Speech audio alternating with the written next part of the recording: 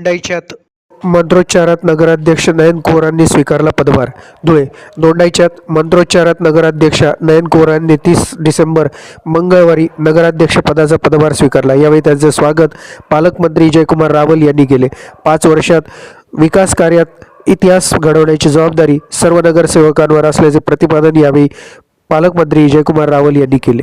देशात प्रथम एका पक्षाचे नगराध्यक्षांचे सर्व 26 नगरसेवक बिनविरोध होण्याचा मान मिळालेल्या दोंडाईच्या नगरपालिकेच्या बिनविरोध लोकनियुक्त नगराध्यक्ष नयन कुवर रावल यांच्यासह 26 बिनविरोध नगरसेवकांनी प्रथम दोंडाईच्या चौकातील छत्रपती स्मारकाजवळ छत्रपती शिवाजी महाराज यांच्या पुतळ्याला पुष्पहार अर्पण करून अभिवादन केले.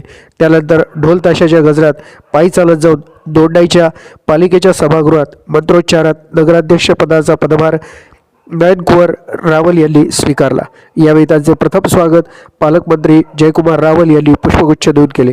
यावेळी त्यांच्या सोबत माजी जिल्हा परिषदेच्या अध्यक्षा धरती देवरे, पालकमंत्री जयकुमार रावल यांच्या सुविद्य पत्नी सुभद्रा रावल, भारतीय जनता पार्टीचे पदाधिकारी कार्यकर्ते मोठ्या संख्येने उपस्थित होते.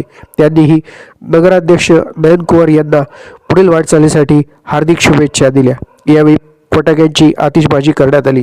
भारतीय जनता पार्टीचा जयघोष करण्यात आला.